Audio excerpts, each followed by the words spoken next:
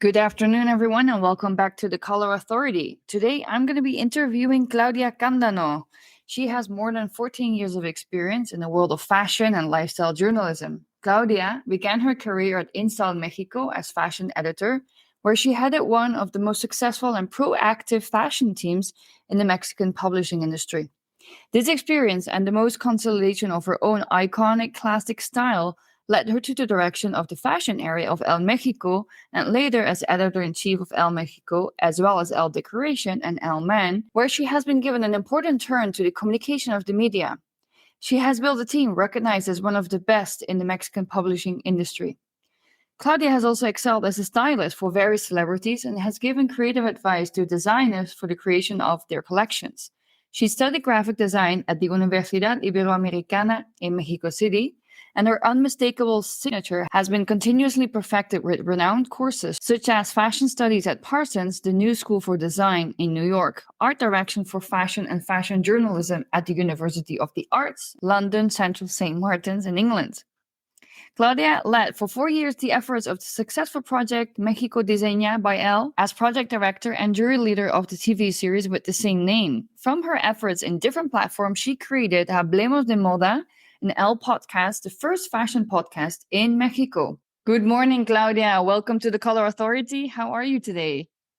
Hi, how are you, Judith? I'm fine, thank you. I'm happy to be here. You're calling in from Mexico, right? Mexico City. I'm in Mexico City right now. Cool. I miss Mexico. I think most listeners know how much I like Mexico. So every time I have a Mexican on the podcast, they're like, oh, there she goes again. She's going to talk about Mexico again. We should be recording here together in Mexico. Yeah, maybe we should do that next time, or maybe in October when I'm coming over. That would be cool. That would be really cool. So just a little bit, in a while, I'm just going to ask you a little bit to tell the audience a little bit about yourself, your journey, how you got where you are. But the first question is the same for everybody, and that is, what is color? So what is color to you, Claudia? I think color for me is it's a mood. If you're in a certain mood, I would pair it with a color. If you're happy, maybe like today I'm in a red t-shirt because I was happy and it's a little cloudy outside, so it's nice to be in a color, no? And I think color is it's what stages your mood in a day. So today you're in a red mood. Yeah, I'm in a red mood today. When I just, I read your bio, and I think a lot of people probably know who you are, but you are also somebody that a lot of women look up to. So a lot of people that work in fashion, they look like, what is Claudia Cándano going to do? Like, what is she wearing? What is she saying is cool? What is not cool? How did this happen? Like, how did you become this person? And what happened where did your passion start for fashion? But also, what were important moments in your career that led you to be with ELLE? My passion for fashion started when I was, I think, a little girl, but I didn't know this was a passion for fashion because I always did experiments with the clothes and what I was gonna wear. My dad used to tell me every time I was going out, like, "Are you wearing this to go out?" And I was like, "Yes, I am." And he was, I don't know if he was concerned, but he knew I was like always trying new things and trying to be different from other people wearing different clothes. So when I got older, I studied graphic design. And when I was studying graphic design, I wasn't like as happy as I thought I would be. And I started searching what I wanted to do for the rest of my life. So I decided to apply to Parsons in fashion. I wanted to do a master in fashion, but I also wanted to do something in interior design. So I wasn't sure what was my real passion. So I applied for both and I got accepted for fashion design. So I went to take a course in fashion studies first, and I liked it a lot.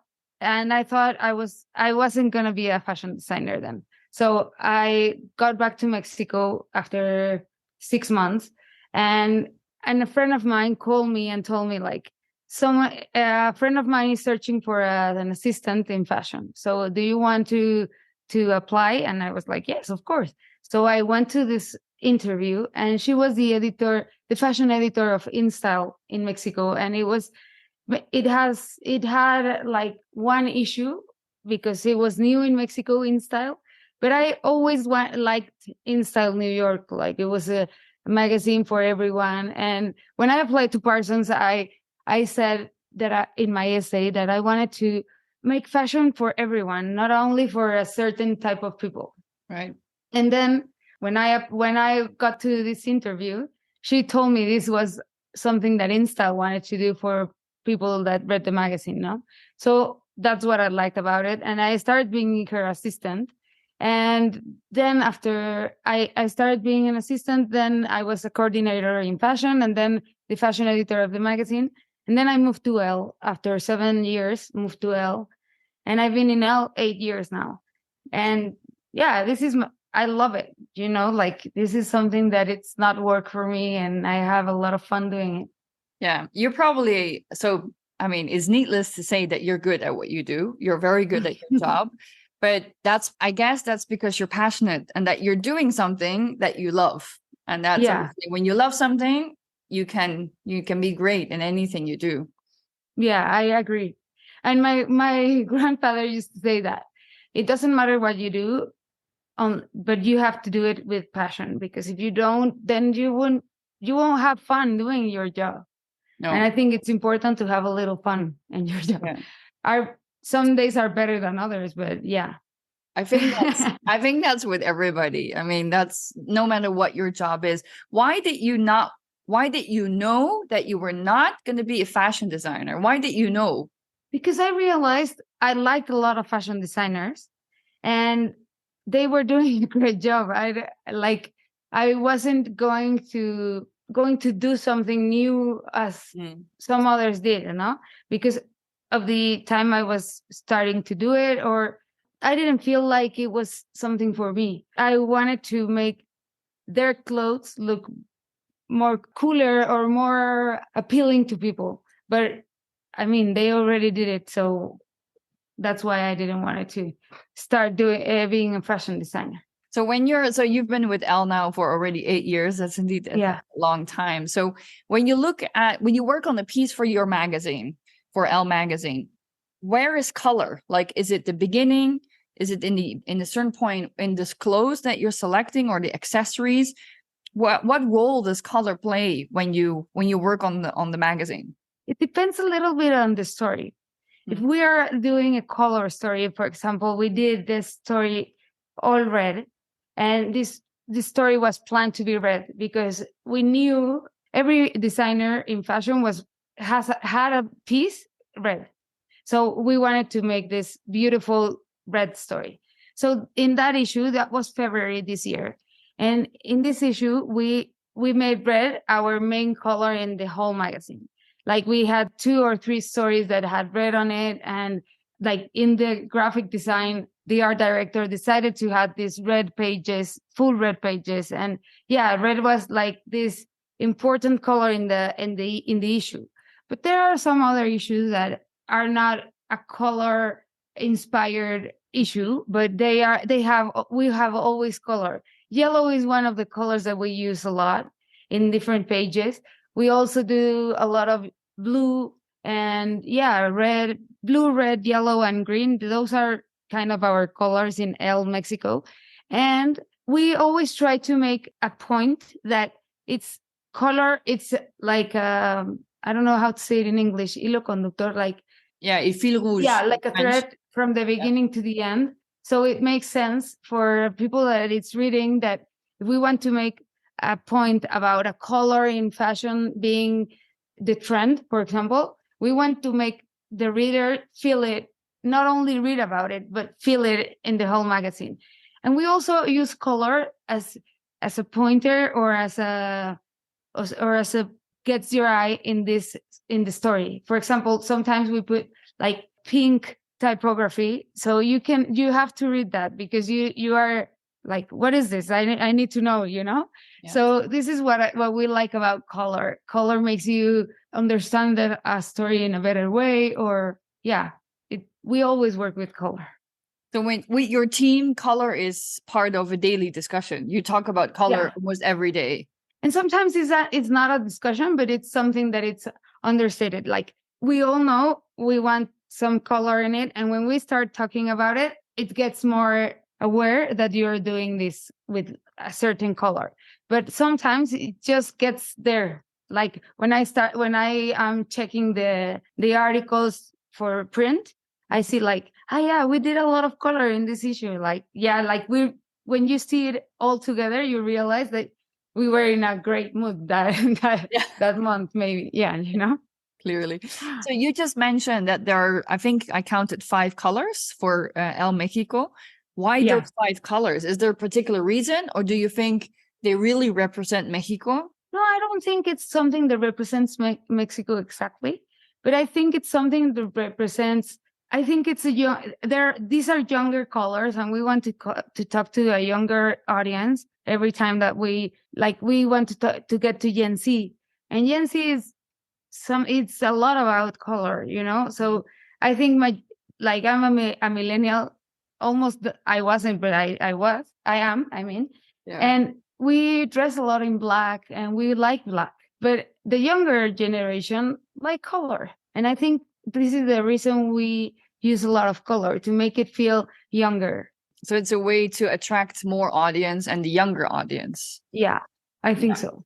Yeah, no, it's interesting because the colors that you mentioned, they're indeed very bright, but also they really pop, like they're pop colors.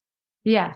And yeah, when we in Elle Decoration, we had this story published in June, and it's a home from someone I know, and it's very like it has a lot of things, a lot of books, a lot of everything. Her house is packed, you know. So we did this yellow frame for a picture, and then we repeated like 3 times in the whole story, and then we put this in a server that all the ELLes in the world can see it, and this got syndicated several times, like more than the others. We had this white house that it wasn't popping in your eye, so I think this got to be the most exciting for other people because that was searching for a story to publish because it popped your eye, you know. So I think this was important for this story to be like it's the house crowded, and also the yellow that makes you want to be there, you know. Yeah, yellow is of course optimism, it's hope, it's the sun, it's very radiating. It's like, here I am, look at me. Yeah. It's hard when you think about wearing yellow, for example. It gets a little hard, like people look at you, you know, and so it's intimidating a little bit. Yeah, I did obviously some studies on that, and I was told also what yellow, but the reason why not a lot of people wear yellow is because just like what you say, you draw attention, but also yellow, when you wear yellow, it's here I am, look at me, I know who I am. So that's a very strong message, and that's why, you know, it's not an easy color to wear, I guess. No, and it's a little intimidating because as you said, you are there. If you're wearing color, everyone is going to be aware that you are just there. Yeah. So it's hard. It's true. Yeah. So when we talk about fashion, I think today there's a lot of talk about fashion, and especially fast fashion, you know, like what are we doing in this world? What is the bigger purpose for fashion in society? What purpose does it have? What is its main objective today? You know, how can fashion support us instead of only being the bad child in the class, right? It's hard not to be the bad child because of the pollution that the fashion industry is making. But I think the industry is getting aware of what is happening, and it's trying to make better practices to be better for the planet, no, and not to do such harm in the planet. So, but I also think it has to do something with the consumer, because we have to think, what are we wearing every time we're buying something? Do we want to wear something that we don't know where it came from? Do we want to wear something that we don't appreciate? I don't think we do, because we are doing that with food. You eat what you feel is good for your body.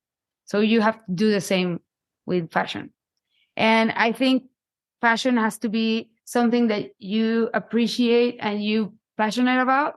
Not in the same way as I am, maybe, but you have to be very careful in what you buy. And also you have to search about the brands that you like to be more, to have a purpose, not to buy. I'm buying this because blah, blah, blah. We all would have several and different ideas of why we are wearing something. But I think we have to be, as consumers, more aware of everything that is happening in fashion. Mhm. You talked about fast fashion. I think it's something that we have to start thinking about. We don't need to wear or buy every 6 months 10 pieces or 15 pieces. You can buy one, or maybe you can buy one in a second hand, maybe something that someone else wore before and it's new for you, but it is not new. Yeah. So I think it's something about being careful in what you buy and why you buy it. Yeah. And buying things that you really like. Yeah. Yeah. Sometimes you really need them as well. For example, if your underwear is it has a hole in it, you need a new one, Yeah. So Indeed. this is something that you need. But if you don't need it, why would you buy it? You have to ask these questions every time you're gonna buy something that you don't really need, or that if you really want it, then why don't you save a little more money and wait a little longer and buy it for a brand that it's more that has a purpose, helping the planet, for example. No, that's very true. Yeah. You're on my podcast now, and I'm very grateful for that. But you created the first podcast in Mexico talking about fashion. Why was it so important for you to create this platform? Besides the magazines and other projects that you have, why is the podcast so important for you? When we started the podcast, it was because the two people that I started the podcast with was Jordi and Raul, and they were the digital editor and the fashion editor of the magazine in that moment. So we always talked about fashion when we were in the car together or going to fashion week together.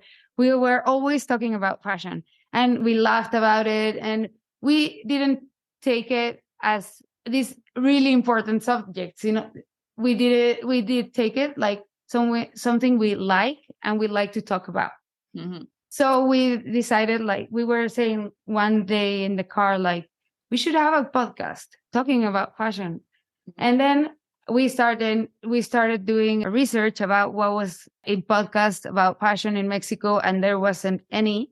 So we decided to be the first one, and also to take the tone and the way we do the magazine in another platform. Mm-hmm. And the idea was to have to expand our point of view and our knowledge to different audiences.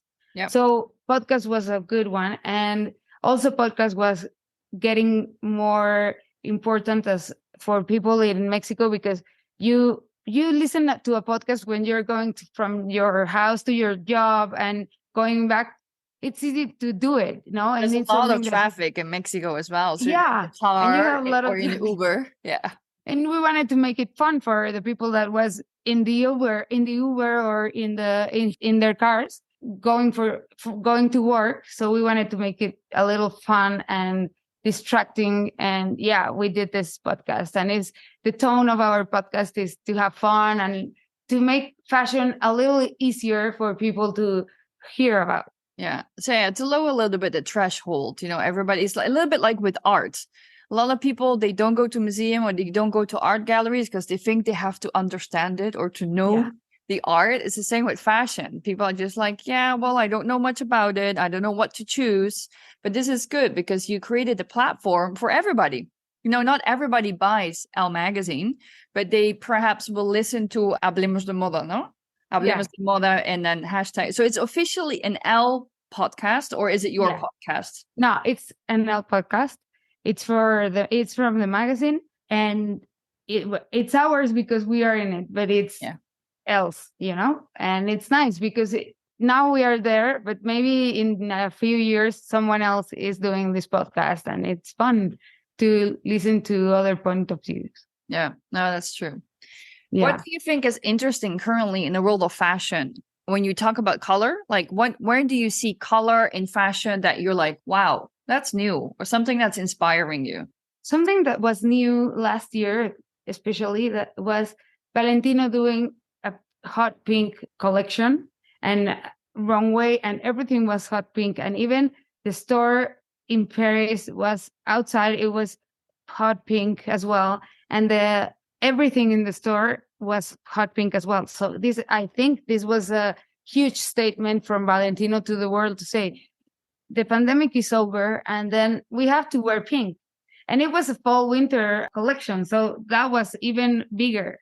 Yeah. So stop wearing black and white or black and gray and start wearing pink.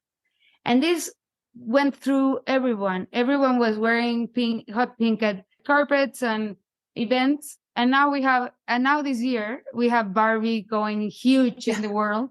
Yeah. So it's something that just happened from like fashion had it first, and then it went out there for everyone, you know? So I think this is a huge statement in fashion. And also brands are aware of what color represents them. Mm. So for example, Bottega Veneta now, it's represented by green, hot green, like this green that you cannot, if you are into fashion, you know this is a green from Bottega Veneta, no? And also Hermes is orange, and Hermes has always been orange.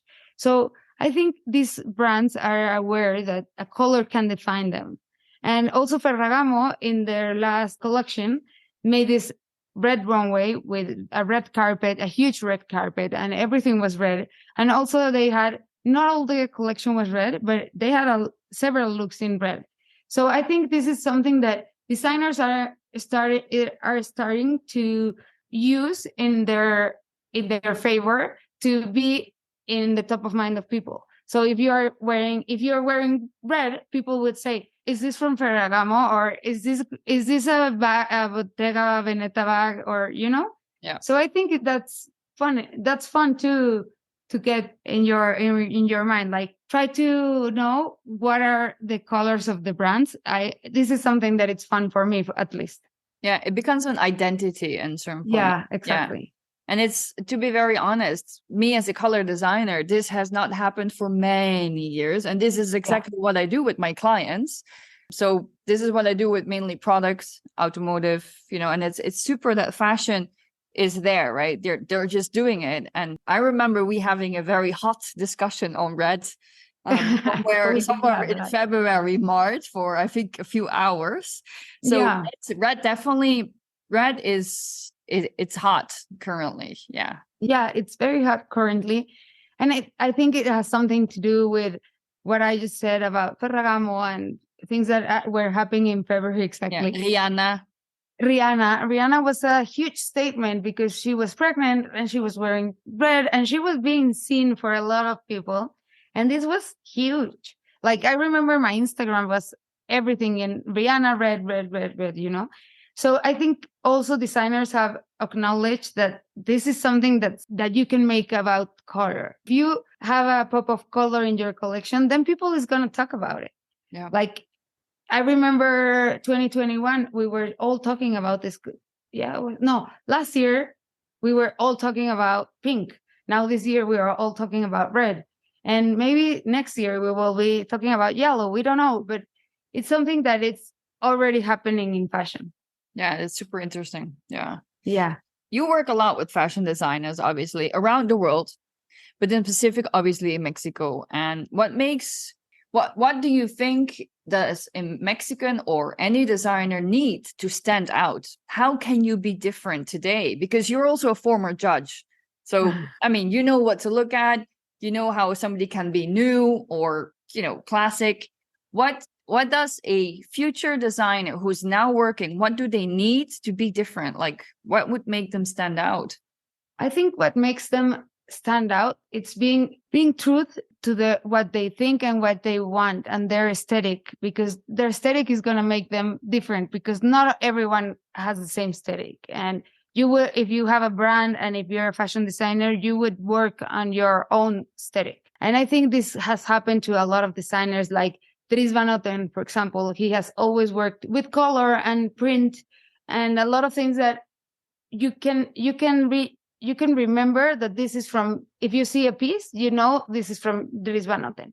You have to make this identity, as you said before, not only with color, but only maybe with cuts and shapes and things that make your brand yours and different from others. Because as I said before, designing something, it's very hard because we have a lot of information right now. Maybe when Christian Dior was a designer, he didn't have this input from other countries because he couldn't see it unless he traveled.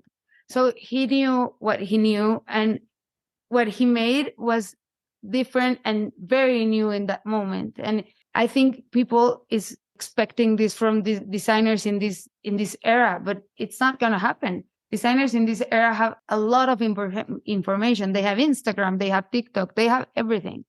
So they have a lot of information to digest and make their own brand. So they have to go inside, not go outside and understand what is happening to make a collection or a brand new and different from what we're seeing outside. No? Yeah. And I think also something that they have to think about is, what are people wearing? Because we used to wear more elegant and sophisticated clothes before, and now we want to wear jeans and t-shirts and comfort. So I think this is something that people or designers have to understand, to make things different. And Mexican designers are very into our culture and trying to make things that are very Mexican to other people, but also Mexicans don't feel that they're wearing a costume. No, they're wearing something that it's made in Mexico, but not a costume or something that you would buy in a souvenir store, for example. Yeah, no, exactly. You may want to avoid that. Indeed, exactly. Because you are indeed a great supporter of Mexican design, Mexican fashion. What is happening in the world of Mexican design today that really makes you excited? I think what it makes me excited is that designers are getting like a history doing fashion. Like they have been working in fashion for a long time now. Because when I started, they were very new, some of them. They had 5 years in the industry doing clothes, and not a lot of people knew them. But now they do. Some people ask when you're wearing something, they're like, this is Julia Renata, this is Cancino. And you're like, yeah, how did you know? And this makes you like very happy, because this means that they have been working hard and they have been working in what they believe, and people can now understand their aesthetic and get it and be aware of this is what they are doing. So I think fashion in Mexico has become a little not as young as it was 20 years ago. And now we have been working for 40 years, 30 years, 20 years. And also, I think these platforms for e-commerce have been picking a lot of Mexican designers. And this also works for them to be out there in the world, no? Because they are presenting their collections, maybe not in Fashion Week in Paris or Milan, but people in Milan can buy Mexican designers' clothes. And I also think something great about Mexican designers is that they are always thinking on our climate situation. And we in Mexico have a great weather all year long. So when you see a Mexican designer clothes, you think about summer in Europe, for example. So you want to wear this in the summer, because it's easy to wear, easy to pack, very fresh. And I think this is also something that I've been seeing a lot in fashion design. Yeah, natural fibers, natural textiles. Yeah. And this is so great, because also the production is not huge. So we have designers that make very few pieces. And so that's also what we were saying before. Yeah, that's a good thing. Yeah, that's a good thing. Yeah. I think personally what I'm seeing from the outside, going to Mexico very often, but being still obviously not Mexican, seeing from the outside, there's a lot of attention to what is Mexican design and Mexican fashion. I think it is growing. And then of course, Dior being in Mexico with the cruise collection, it helped. Whatever people said about appropriation, there's always a lot of discussion happening around the theme of doing something, but it gave a lot of attention to what is Mexican fashion.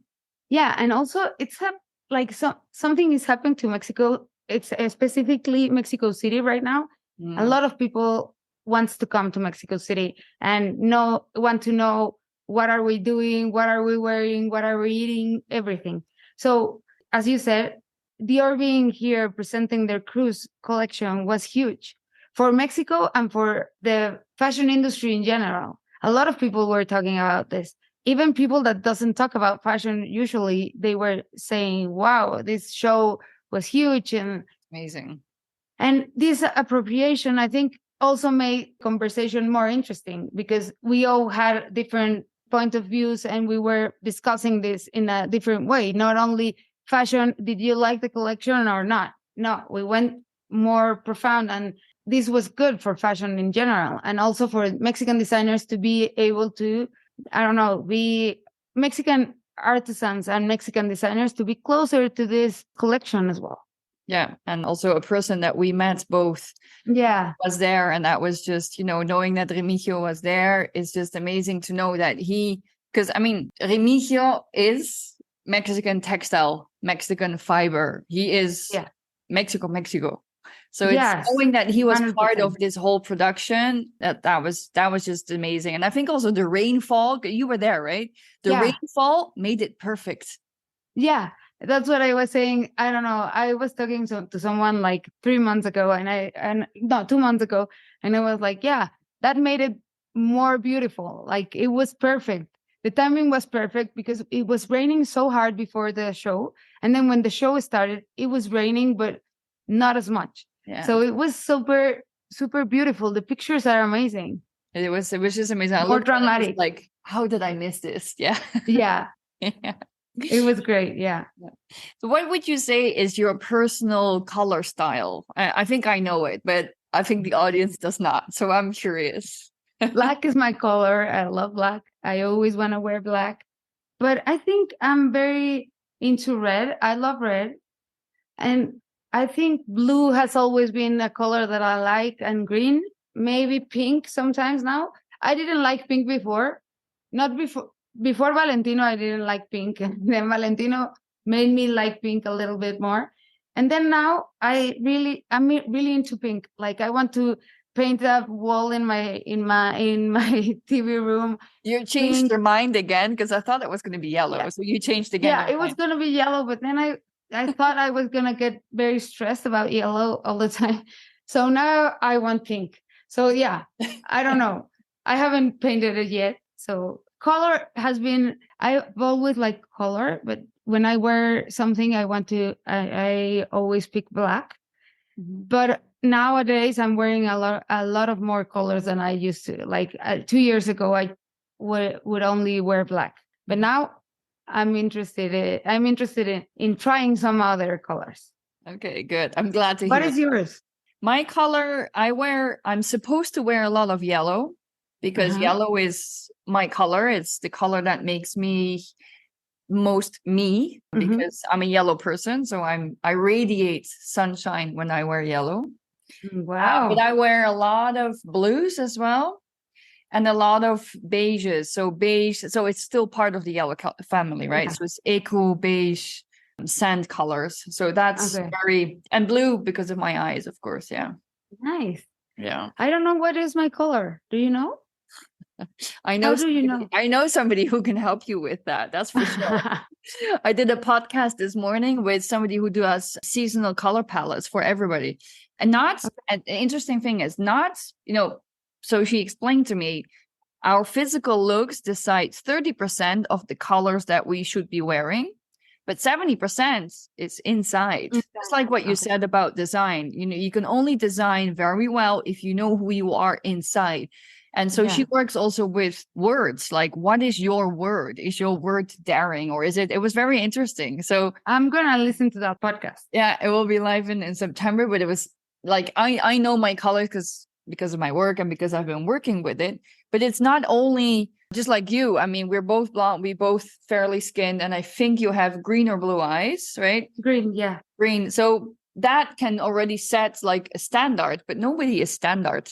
Everybody No. that has different character and personalities that they want to show. So it was really interesting. Yeah. Yeah. It's very usual that people in fashion wear black because I think we Yeah. are so like we have a lot of information in clothing all the time that you want to be a little muted, a little bit more like to pass unadvised. Like, I don't know if that's the word, but yeah, to be there, but not being there wearing black. Yeah, you So, don't want to yeah. get the attention because you're like, Yeah, okay, let's give I the think so. attention to the work or the fashion or Yeah, exactly. when I present colors, trend colors, so color is fine. But when I do trend presentation, so then I'm talking about 2025, Uh-huh. I don't wear color or Yeah. I wear muted colors or black or whites because the audience gets confused. Yeah, exactly. Because then you don't know what to see, no? Yeah. If you see the presentation or the person that it's telling you about it. Yeah, I get Yes. it. Attention goes to the work always. Yeah. Who's Yeah. so you? I mean, I know you're a very sustainable shopper, probably. But is there a fashion designer right now that you really like to wear? I'm always I mean, I love Dries Van Noten, as I said before. He's my favorite, one of my favorites. I also like Comme des Garçons very much. I think Rika Kawaku is a great designer, and she makes beautiful clothes and clothes that you can wear every day, or pieces of art as well. No? So I admire her, and I love to wear her clothes, and also I love Prada as well. Yeah, those are my favorites, and also Margiela is one of my favorites, and I always want to wear something from Margiela. That's my favorite. So I think I have it's your 6 favorite. pair of Margiela shoes. So I'm like, and Yeah, my jacket, my like skirts, yeah, everything. yeah, Margiela is amazing. Yeah, I think those 4 are my favorites right now. Yeah, because that also changes depending on what they're doing. But especially when they're strong designers, they have a strong identity. You almost always like the collection because if they have a very straight direction, I mean, it's your style, you know, it fits. And they all have some basics that maybe are not in the collection that they present.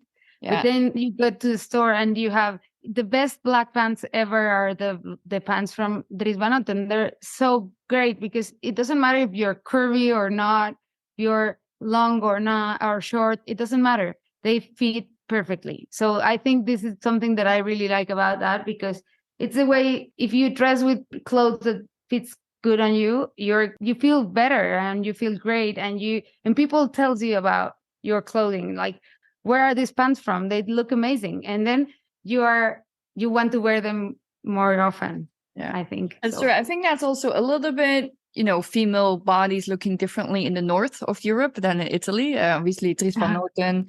I lately bought an outfit from Adi van de Krommenacker. It's the same, you know, and it fits. It fits because we're not all, you know, the same. Yeah, sculpted perfectly. You know. Yeah, exactly. Yeah, but it's I think it's a little bit typical of what I'm seeing currently of Northern European designers, which is different than from the Southern and the typical Italian designers, indeed. Yeah, totally. Yeah, I agree. So it's difficult to enter the world of fashion. I don't think this has changed. Maybe the fashion world is a little bit more open-minded than it was 10 years, 15, 20 years ago, but it's still rather difficult. What advice do you have to young professionals that want to get into fashion? Working hard is my advice always, because if you work hard, you can work in the industry that you like, because being a hard worker and being focused makes you better every day. No, I think so. So what happened? Fashion is hard because people think it's easy.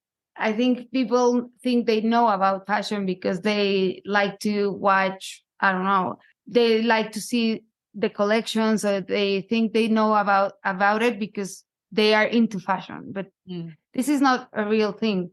Fashion is complicated. Fashion is hard, and fashion is also something a lot of competition is there in fashion now, because it wasn't before, and now it is. So it's very competitive, and people have to stand out to be working in fashion. So this is, and you're going to stand out if you work and you understand that fashion is not glamour, it's hard work.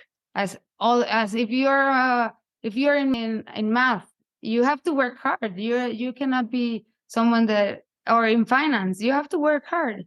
So the same in fashion. I think we have to get this stereotype about fashion out of our minds and understand that it's a very competitive industry and very hard industry to work in.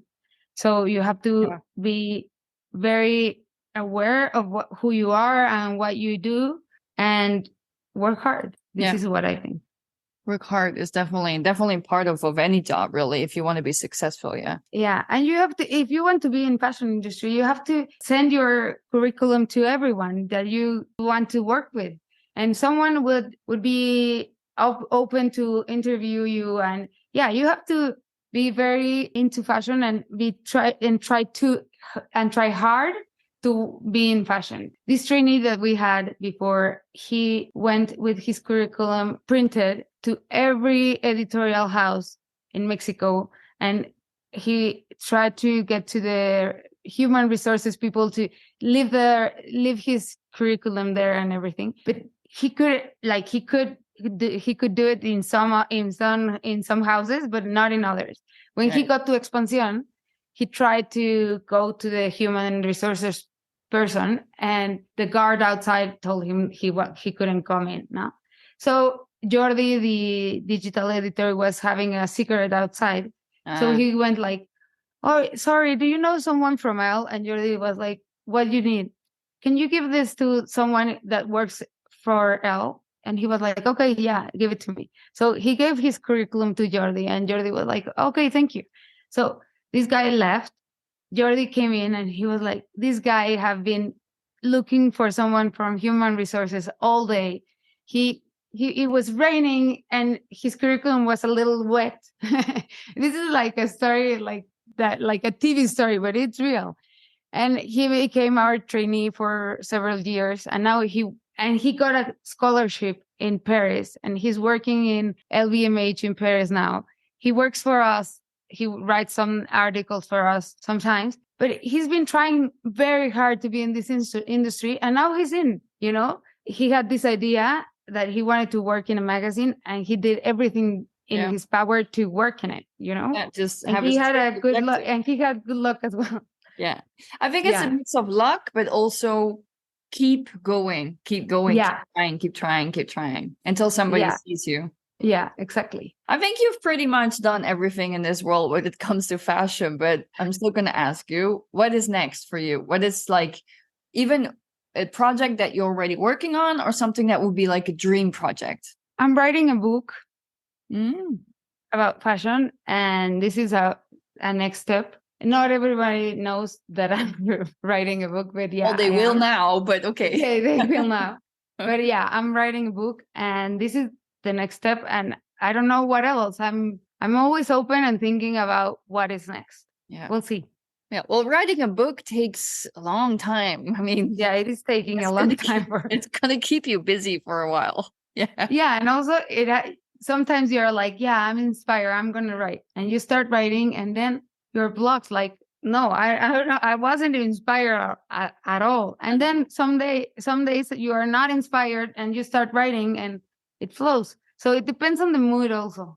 But it's fun. It's fun to write a book. I will tell you when it's out. Yeah, and I want to read it, of course. You'll send me a copy from Mexico. Of course, I will. Claudia, I want to thank you for this conversation about fashion and color and Mexico and everything that you've shared with the audience. I love having you, and I wish you well, and I hope to see you later this year. Yeah, I hope to see you too. I wish you well as well. And I'm so happy that we had this moment to talk. It was fun. Thank you. I hope you enjoyed this last episode. If you are a fan of the Color Authority podcast, please let us know by reviewing and rating our show on whichever platform you're listening on. The next episode is coming out next month, and in the meantime, I'm wishing you a wonderful, colorful day.